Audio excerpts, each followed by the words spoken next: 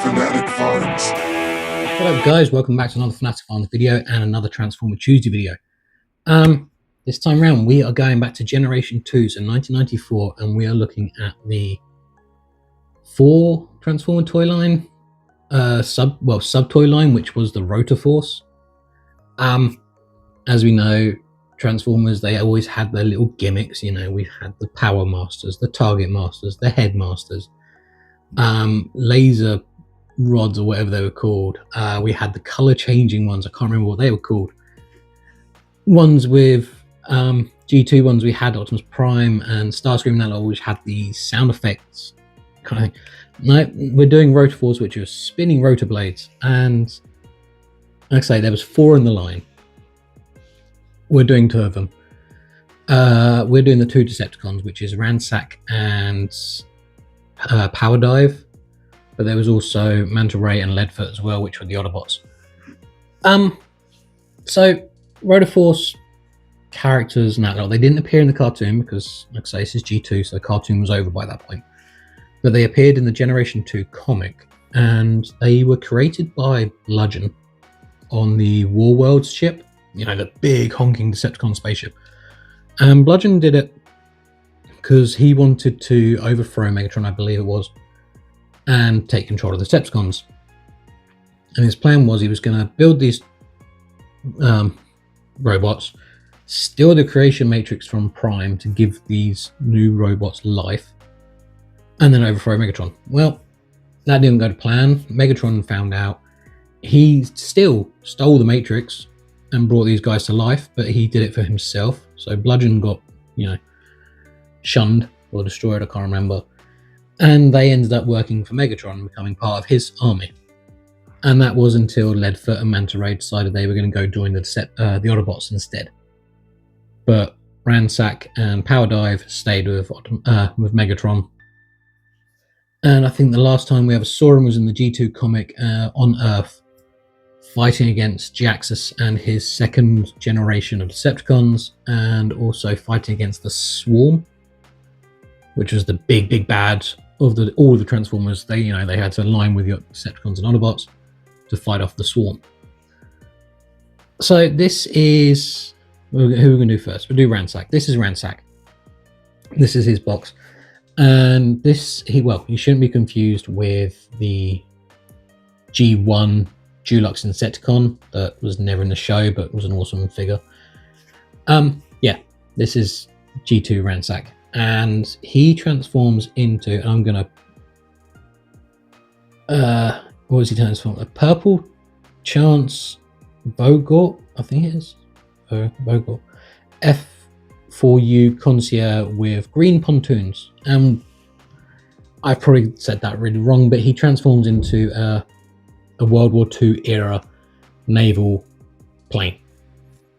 And I also believe he is the first ever Transformer to have like a pre-1970s alt mode, or like an alt mode from the World War II era, so the 1940s, that kind of thing. And I know further on down the line we've got like the other Ransack, which was the Bayverse one, which I actually love that figure. I really need to get it back again because I sold mine. That transformed into the biplane from World War I. So yeah, that I believe he is the first ever World War II alt mode Transformer. Also, what's kind of weird, and again ties into this World War thing, is in Europe, because G2's got released in America, Europe and Australasia. I don't think like Japan that got the G2 toys. In Europe he was called Blitz. I can't find a packet of it that says Blitz on it. I know I can never find it a Ransack, but on that as well, as I was reading on TF Wiki, they left his toes off the packet art on the Blitz figure. The American one, the Ransack, he's got his toes. On Blitz one, he doesn't have toes, which is kind of weird. But yeah, and then on the back of the box, it's boring. And I'm saying box, it's a blister pack. There's not much going on the blister pack. It's, you know, you can see part of the vehicle mode sticking through. You've got the instructions stuck on the backside. You've got a tiny little photo of the 4 Rotor Force Transformers. and a picture of their kind of gimmick. But we do have a bio card and stats, so excuse me, I'm going to read Ransacks and then I'll get him out. Decepticon Ransack. Function is air reconnaissance fighter. His quote is, "If there's a chance for destruction, I'll take it." And then his actual bio reads, "This smooth-talking, eye-in-the-sky plane is known for providing fellow Decepticons with air attack strategies after returning from reconnaissance over Autobot base camps.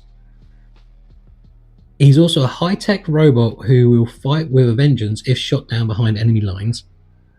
In airplane mode, he's equipped with a magnetic field generator for stealth attack capabilities.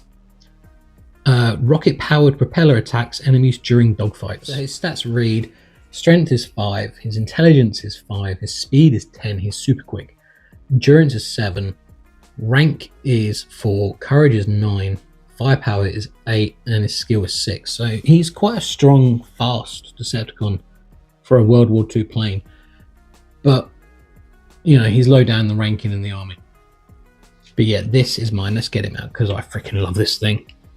I remember seeing this in some Transformer like collector's book that I have, and I fell in love with it. I think he is such a cool looking plane.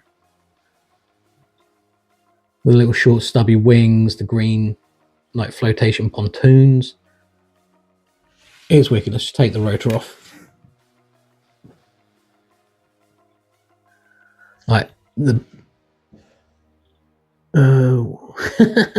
holding finger over the wrong one. The Decepticon logo, G2 Decepticon logo is pretty cool. I just love it. I don't know what DC is because they weren't DC Comics, but DC on everything. And then to do his gimmick, what you do is you wind up his propeller at the front. It's a little button just there. You push it. That's not the button. That's not the button, that's the hinge. The button is there. You push that and it goes flying off. 2 seconds. Damn thing went across the side of the room. It does advertise on the front of the box these things can go up to 6 feet, so I kind of believe that with this one.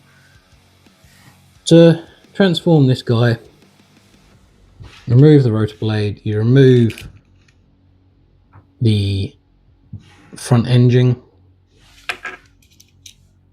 fold down his rear tail, and you pull it. So he pretty much just unfolds like that. And what you do is you rotate the entire rear torso and let that just hang down. Unpeg the pontoons from the bottom like that. Get me? And then you fold it on itself like that. You bring the cockpit piece down, the pegs into place. Let's get you like so. Locks into place, locks into place. The feet, you know, if we're doing it American, they fold out. And then you just position the arms. And you know what? That is it. Let's have a little tweak to make sure I've got it all right.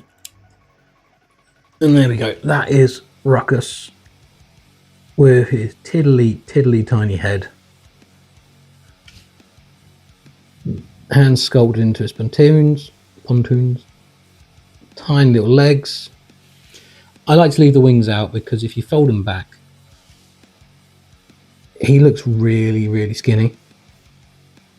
So I just like to give him a little bit more size and more presence. I just give him a better silhouette.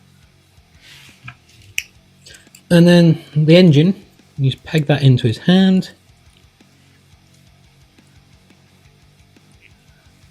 And he can hold it like a gun. But yeah, that is it. And you know what? I really do like it. I think he's a kind of a wicked cool looking figure. I believe the vehicle mode is so much better than the robot mode. The robot mode is very slim, static. There's not much to it. The only articulation you have on this thing is his hands. His arms, sorry. Legs are static. The head doesn't move. But it does look cool. And then for the second one of the duo of Decepticons from the Rotor Force is POWERDIVE, which is this one. And yeah, same thing as Ransack. He was built by Bludgeon on the War World, blah blah blah. Last seen fighting on Earth against the Axis, against the Swarm. Same thing. And again, the front of the box, exactly the same as POWERDIVE's, Ransack's. That G2 box art was a bit boring when it was black and a little bit of bold colouring and stuff, but yeah, this box art, it didn't draw me in. And then on the back, exactly the same. We've got the product shots, we've got the gimmicks, you've got a bit of POWERDIVE sticking through the packaging, but we also have another bio, another tech spec. So let's crack on with his bio, shall we? Here's one, Decepticon, POWERDIVE. Function is Air Attack Specialist. Sorry, I'm looking this way because my computer's here. Getting rid of Autobots is a blast, is his quote. Then POWERDIVE's modulating circuit seeker can sense Autobots from 100 miles away. An advantage that allows him to catch enemies off guard as he drops out of the clouds for a surprise attack.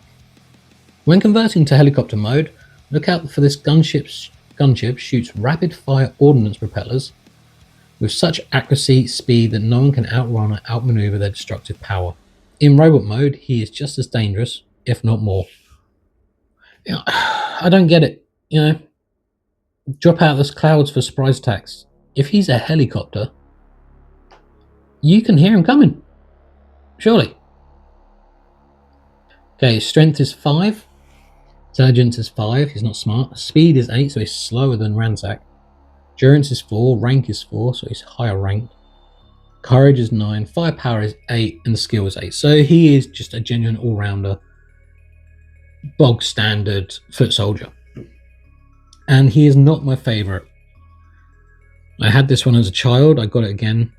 I just don't like the alt mode on this guy. He turns into an Apache helicopter, which, where have I got it written down? Transforms into a Boeing McDonnell Douglas AH-64 Apache assault helicopter. Okay, but yeah, this is mine. This is POWERDIVE, and I really am not a big fan of this alt mode. I like the rocket missile launchers here, I like the guns here. It's this, the DC big thing sticking out the side, which is clearly his arms. I don't like that. Apaches don't have these giant things sticking out the side of the back of them. It's stupid. That was on there, the man, like, they hid that. I might like this figure. Oh, sorry, Ransack. Keep calling you Ruckus as well, I just realised that. And here's Rotor, I've lost it. Goes on the top. And the first waves of these Rotor Force figures, the rotor blade was black, not red. And it comes with 2 of them because, they're easily lost. Like I say, I do have 1 for each of them. But in my box of Decepticon toys, I couldn't find it and I was getting annoyed, so I just grabbed 1. POWERDIVE does have rotor blades that do spin. And then, like I say, you've got his gimmick on top, and then underneath you see this yellow bit. Pull it and it shoots off the rotor blade, and again advertised up to 6 feet. But to transform this guy, do is you pull the back down, reveals his head, the whole rotor blade bit in the middle comes off. Like so. And you're left with this huge hole in his chest. So you pull that cockpit up, lock it into place in his chest, fold the toes, rotate the guns so you can stand on them as well, like skis.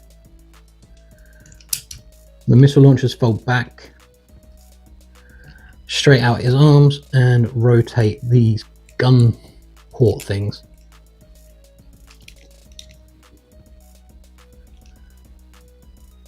So then you end up with a robot that looks like that. I do like his head. I do like that. But I don't like the fact that his arms won't bend at the biceps apart from the wrong way. Not the bicep, the elbow. Yeah, they bend. They bend that way, but they won't bend the other way. So stupid. And I generally leave one of his hands in his gun mode, so a bit like Shockwave. I just think it looks better.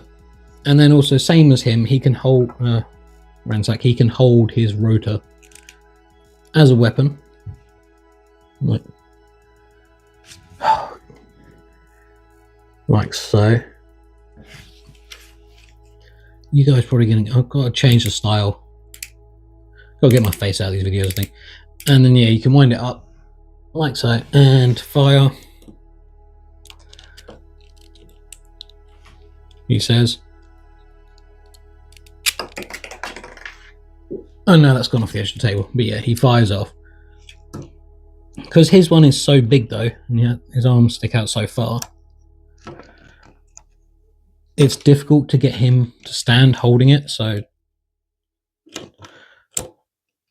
yeah, if you can, right, he just doesn't want to stand very well. There you go, I have to have it like that, standing up with holding above his head, otherwise he just falls flat in his face. But yeah, not a great video guys, but this is a quick one. That has been a look at 2 of the Generation 2 Rotor Force Transformers, the Decepticon ones. I don't have the Autobots, sadly, I never got them. But yeah, do apologise, but next time I'll do a better Transformer video. Alright, take it easy guys, I'll see you soon. Bye.